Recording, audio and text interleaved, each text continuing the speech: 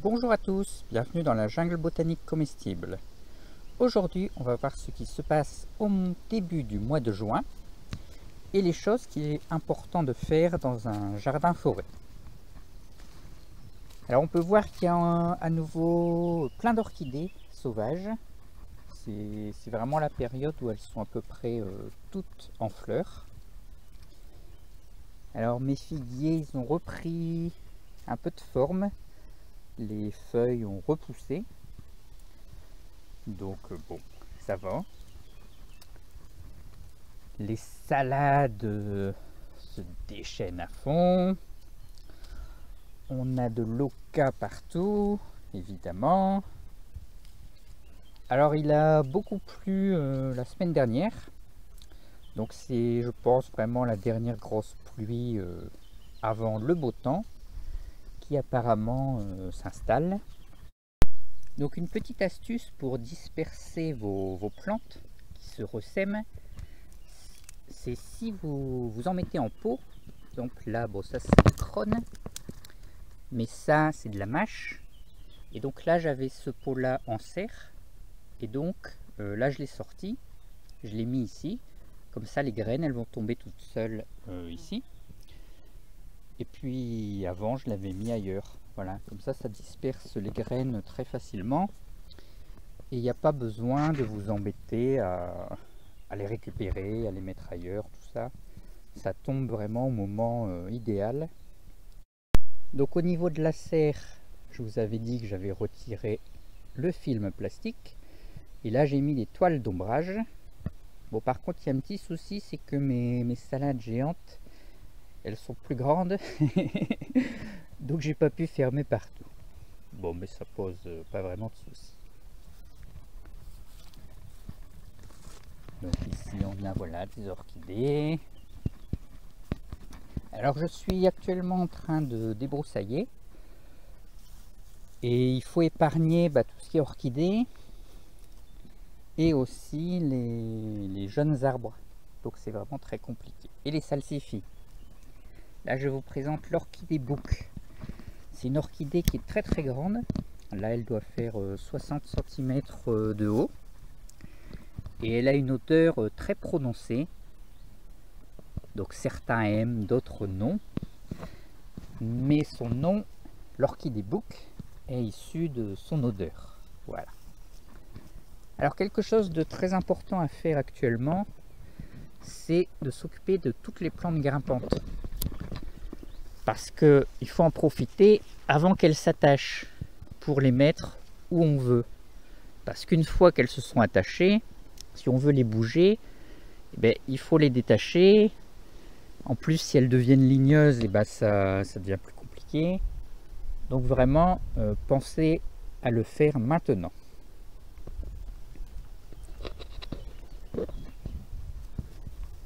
Voilà, c'est une petite partie que j'ai commencé à débroussailler. Et donc, vous voyez, il faut épargner les salades, il faut épargner les orchidées. Là, j'ai massacré un petit arbre, un petit alisier terminal que j'ai repéré mais un petit peu trop tard. Donc les mûriers ont déjà sorti les petites mûres. On a les choux en fleurs. Donc là vous pouvez voir les salades. Donc là c'est au niveau de ma tête, 1,65 m, 1,70 m, 2 mètres. Là on a les artichauts. Le cornouiller a beaucoup poussé. C'est ma première hémérocale. En plus hier j'ai eu 2 visiteurs. Et je leur en ai parlé et ils n'ont pas pu la goûter. Bon, les prochains visiteurs y auront droit. Alors si vous n'avez pas accès à l'eau, il y a quelque chose qui est très important de faire en ce moment, pendant qu'il reste quelques gouttes dans votre ruisseau ou ailleurs, c'est de remplir vos réserves d'eau à fond. Bon, par contre, moi, on dirait que j'ai une petite fuite à ce niveau-là. Et donc, j'arrive pas à aller plus haut. Il faudrait que je répare. Il faudrait que je prenne le temps de faire ça. Sinon, vous voyez, il y a des têtards et plein de trucs. Donc, c'est très important de désherber autour des arbres, par exemple, pour accéder aux fraises. Parce que là, il y avait un mètre d'herbe et on voyait plus les fraises ni rien. Voilà. Et donc, si vous voulez pouvoir les ramasser, il vous faut les voir. Voilà. Bon, sinon le reste du jardin pousse, donc il faut surveiller. S'il y a des choses qui vont pas, on remue un peu le sol, on regarde ce qui s'y passe. S'il y a trop de problèmes, on peut les mettre ailleurs. Si on a des orchidées sauvages, pyramidales.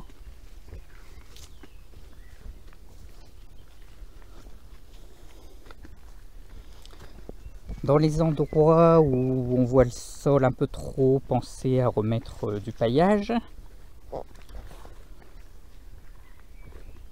Et puis voilà, vous pouvez continuer et découvrir. Alors là par exemple, c'est une zone que j'ai refait, que j'avais mis le carrelage. Et donc voilà, vous pouvez voir qu'il y a plein de petits griotiers qui poussent. Là j'avais planté des pêchers. Et donc voilà, il faut bien les marquer pour les retrouver et puis voir s'ils grandissent bien et tout ça.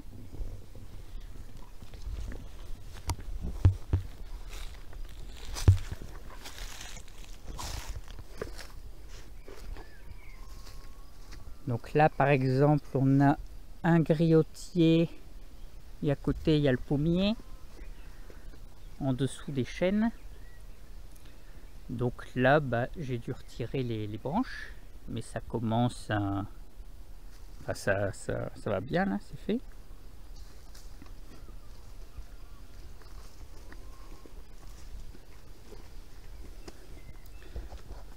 Bon, les petits kiwis qui avaient tout gelé, ils repoussent.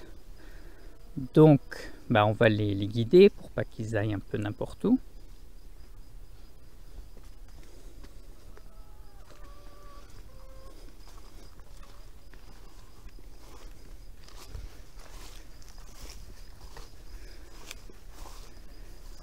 Donc pensez aussi à limiter un peu la taille de vos pins ou sapins qui risqueraient de se faire envahir par la chenille processionnaire. Donc là par exemple, je pense qu'il faudrait que je commence à retailler un peu là-bas.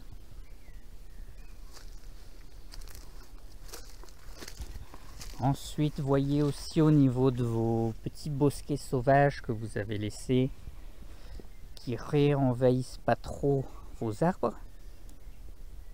Parce que c'est bien beau de laisser des plantes un peu plus naturelles, mais bon, ils ont tendance toujours à revenir un peu trop. Donc faites attention.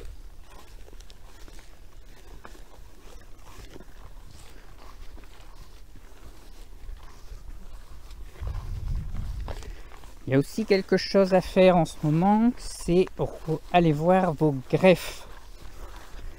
Parce que il y a pu avoir des petits soucis ou que les greffons, non, les porte-greffes se soient remis à pousser en dessous. Donc voilà, vous allez les voir si tout va bien. Vous coupez les branches du dessous. Et donc voilà, vous pouvez désherber un peu.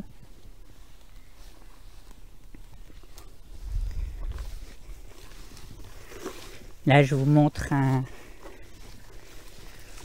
super prunier. Donc j'avais fait 3 greffes cette année. Une ici, une là et une là. Donc sur le même. Et les 3 ont prise. Voilà.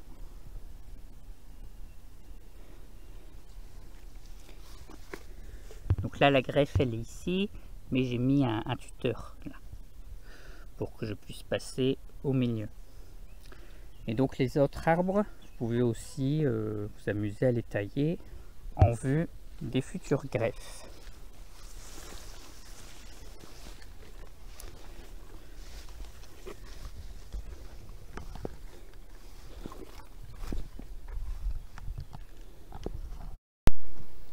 Dans un jeune jardin forêt, il va y avoir quelque chose de très important à faire au niveau des arbres, c'est de gérer l'espace en fait.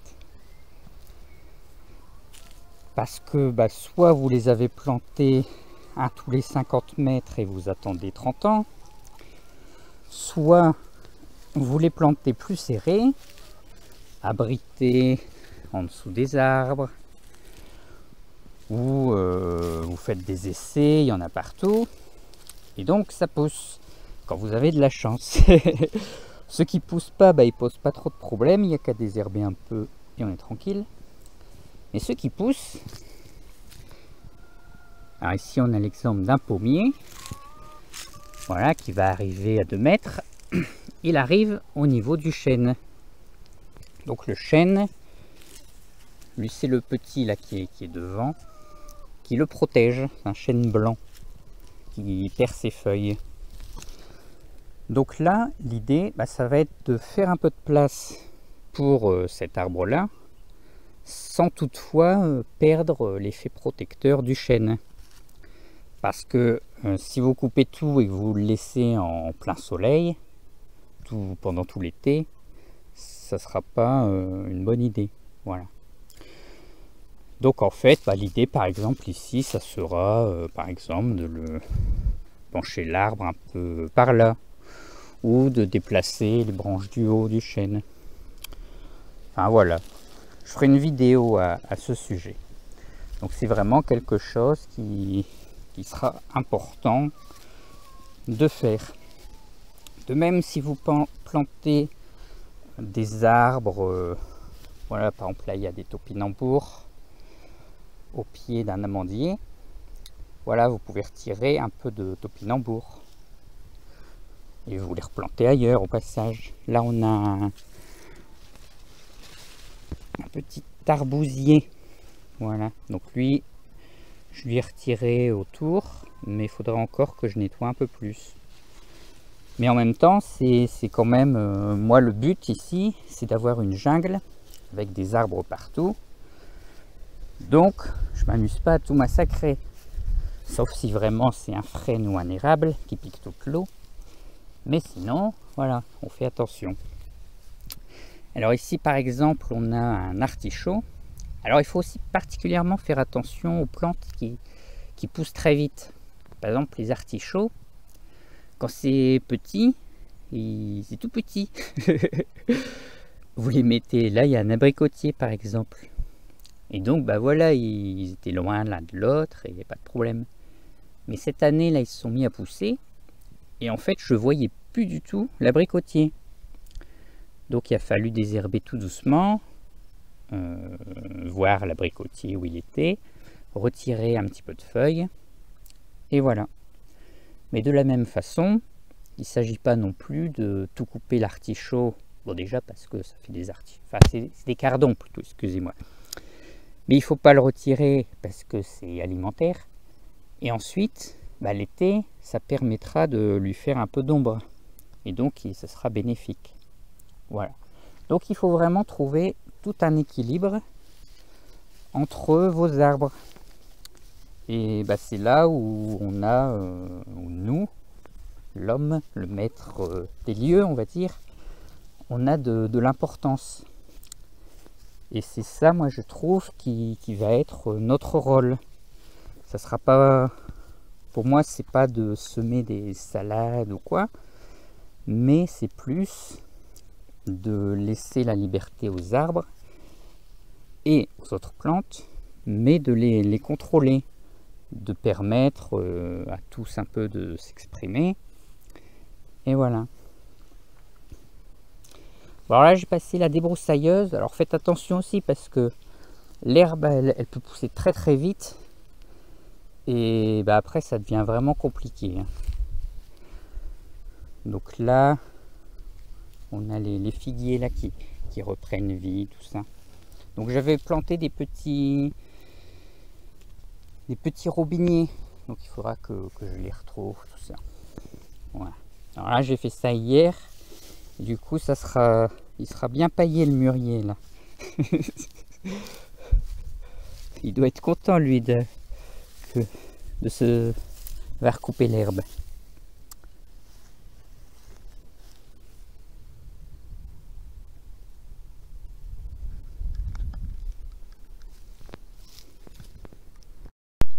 Si vous avez des chayotes, il faut aussi faire attention à bien les guider, parce que sinon ça va aller un peu n'importe où et vous pourriez être un peu bloqué.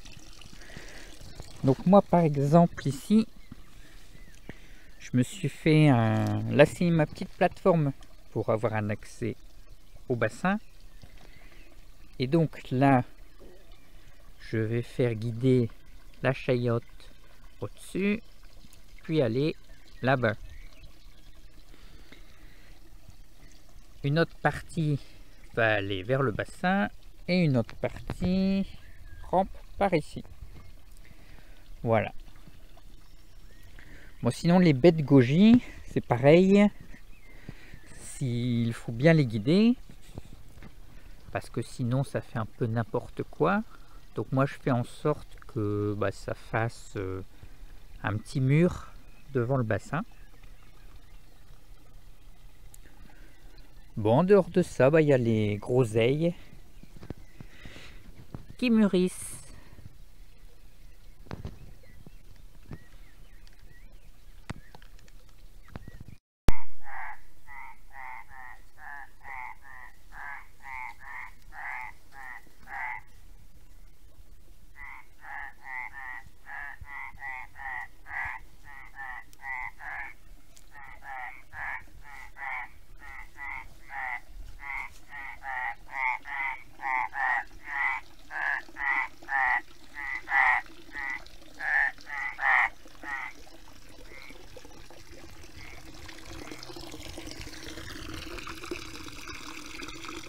Au passage, voici les grenouilles, les petites rainettes.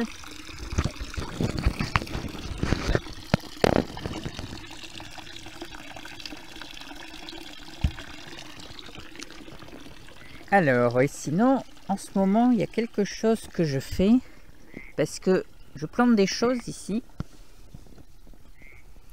et en fait, ça disparaît, ce qui est un peu embêtant.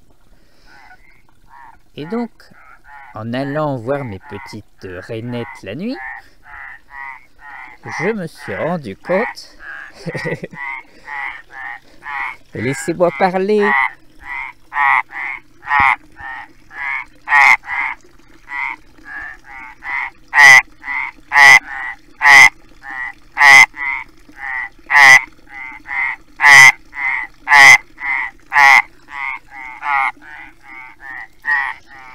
C'est quand même pas très beau une rainette quand ça chante.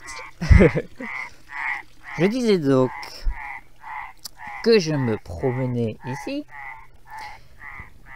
et en fait j'ai remarqué qu'il y avait plein d'escargots.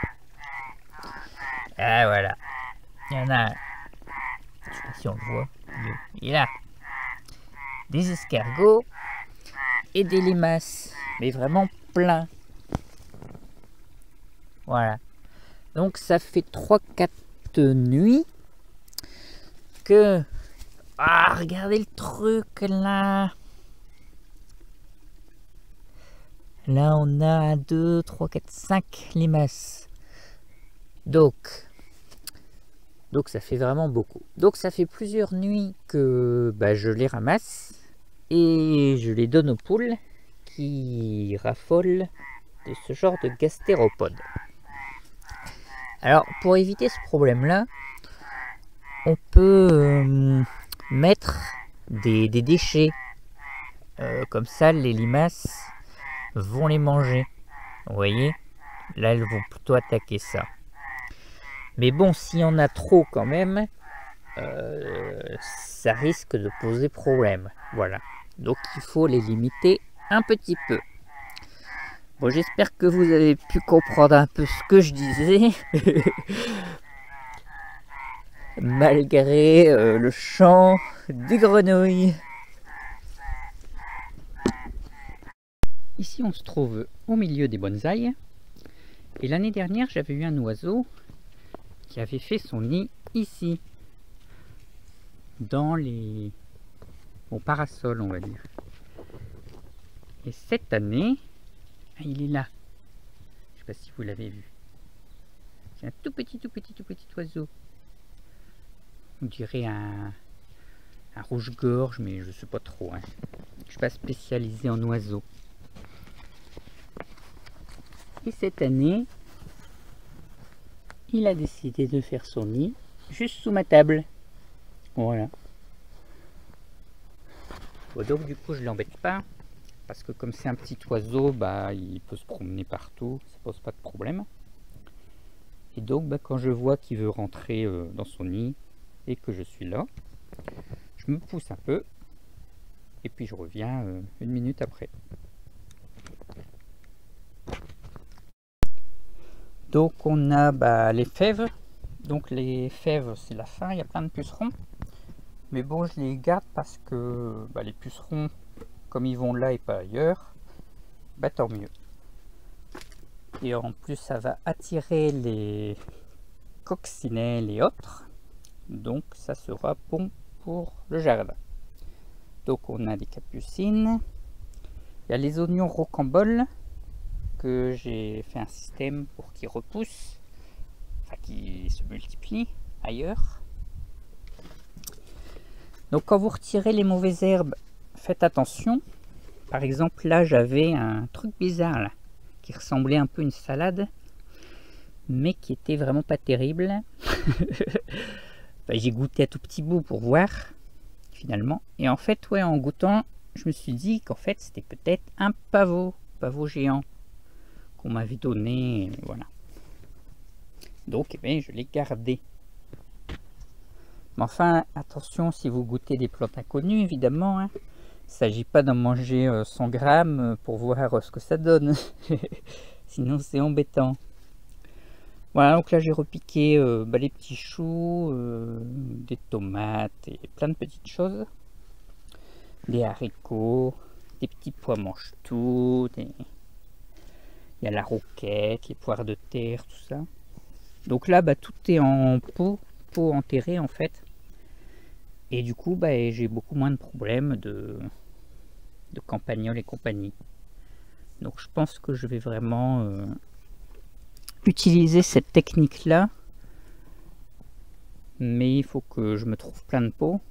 Mais bon, ça, en tout cas ça réussit bien ici.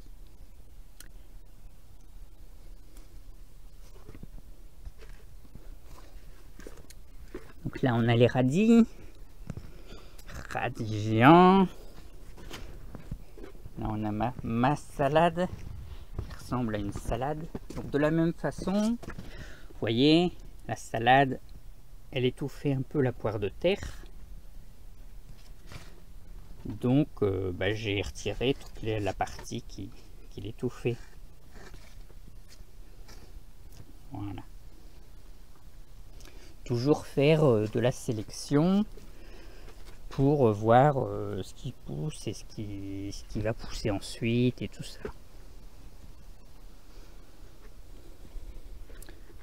Bon, j'espère que pour vous tout va bien. Bonne salade et compagnie. Et à bientôt dans la jungle.